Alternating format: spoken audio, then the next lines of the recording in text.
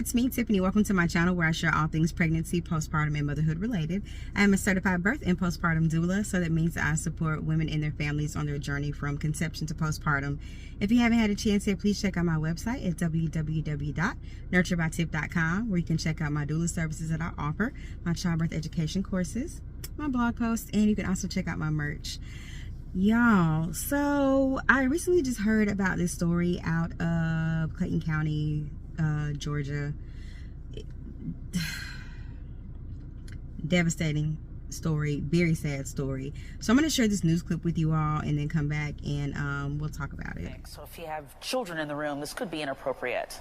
A young Clayton County mother and father have sued their OBGYN and Southern Regional Hospital after they claim the doctor's negligence led to their baby being decapitated during birth. In the wrongful death lawsuit filed in Clayton County this morning, the couple claims the hospital covered up their baby's death. Fox 5's Angelique Proctor joins us now from Southern Regional Hospital in Riverdale, where this death took place. Angelique? Well, Russ and Christine, what a sad and just unspeakable tragedy. Now, I learned today that the Clayton County Police Department is investigating this baby's death. And as for the parents, well, they are just too distraught to talk about it. This is one of the most sad, egregious, and horrific situations that I've ever seen. 20-year-old Jessica Ross and her boyfriend, Travion Taylor Sr., have an unimaginable story. Their attorney says the young couple was full of joy and anticipation for their first child. They came here to Southern Regional Medical Center for the delivery July 9th. According to the complaint, doctors had diagnosed Ms. Ross with diabetes a year earlier, making her a high-risk pregnancy. But she consistently went to appointments while she was expecting. The couple's attorney says after about 10 hours of labor, Jessica was fully dilated and ready for delivery of Travion Jr. But according to the complaint, they say his shoulders got stuck in the vaginal canal. What wound up happening after that is just brutal. Dr. St. Julian came in and she, in the process of trying to deliver this baby, pulled on the baby's head and neck so hard and manipulated them so hard that the bones in the baby's skull, face, and neck were broken. According to the complaint, that is when Dr. Tracy St. Julian called for an emergency C-section. When the womb was open, the feet came out, the body came out, and there was no head. The head was stuck in the vagina. The couple's attorneys allege nurses and medical staff at the hospital lied to the couple about what happened, discouraged them from getting an autopsy, tried to encourage them to cremate the child, and failed to report the death to the medical examiner. They also did not report the death to the authorities of Clayton County or the Clayton County medical examiner. This report was made by a funeral home. And after the funeral home waved the flag and alerted the authorities regarding this, it wasn't until then when Dr. St. Julian told the family what actually happened. Now, I reached out to Dr. St. Julian, but she declined comment today. We did get a statement from the hospital, and it reads, while our heartfelt sympathies go out to the family, Southern Regional Medical Center denies the allegations in the complaint referencing the hospital. Since this matter is in litigation, we are refrained from providing any additional information. Dr. St. Julian is not an employee of the hospital. The hospital has taken the appropriate steps in response. So, I have so many questions. I am utterly confused.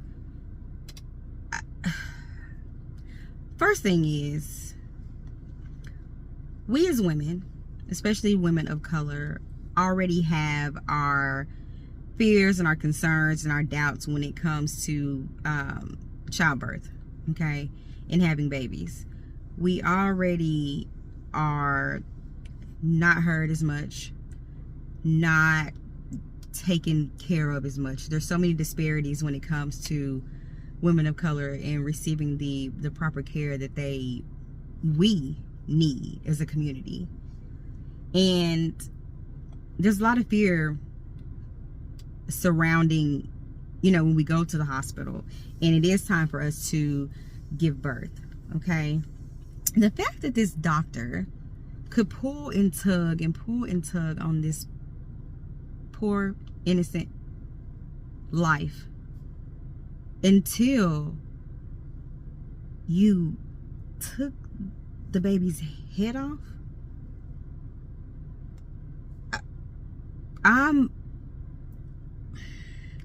I don't know what kind of training these people are receiving. I don't know what type of why would you do that? Why would you do that? Why would you do that? I just don't. That is horrible. So hearing this and going through something like this not only creates trauma, but there are going to be less women who probably want to have children. I mean, I think there are more and more women who are wanting to actually become mothers. You know, there's so much going on in society. There's so much going on in the world. And you tack this on top of it. It's like, who can you trust? You know, you want your care team to be there to be responsible, to help you through this important stage, this important day of your life. And for you to get there, you have someone who you're trusting with your life, who you're trusting with your child's life, and for them to do this.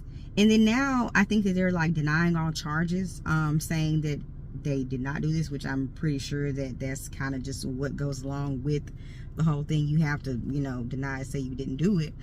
But that, when I heard about it, it just left me completely speechless.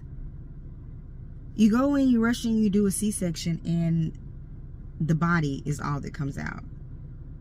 That has to be horrifying. That has to be one of the worst things that could ever happen to you as a mother.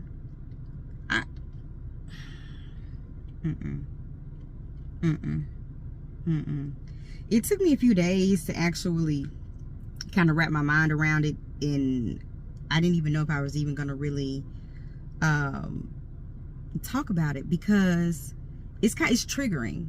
It really is triggering. If any women out there who have gone through any type of birth trauma, who have been in situations where they've, you know, had to labor and deliver, you know, and give birth to a child, and they've experienced some type of trauma, this is really, it's triggering, because it's like, oh my gosh, you know what I'm saying? You think back to your experience, and you can only imagine, and you feel for this family that's going through this, that's experiencing this right now. You know, it's terrible. I think that more providers need to take the medical aspect out of things. Stop treating women like they're just a number when they come in to have their children. Okay? They are people. They are human beings. Okay? These babies, these are people. They are human beings. Their lives matter. Don't just get in there and just treat them like they're nobody. Oh, you're coming in to deliver a baby. Let me just snatch this and pull this baby out. Next. No. There's no empathy. There's no compassion. There's no care, it seems, in this profession.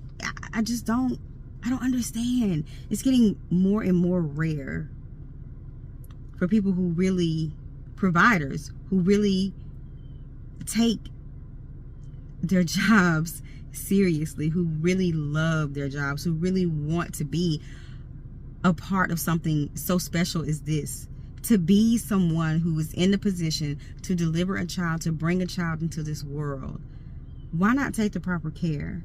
Why not be patient? Why not do the things that you're supposed to do? You know, I'm not understanding. I hope that this family gets everything that they need. I hope that, you know, justice is served, because nobody should have to go through experience anything like that. That is horrible.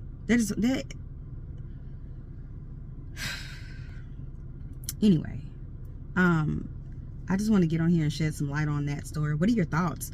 Have any of you heard about this story? What did you think about it when you first, you know, heard it? How are you feeling about it?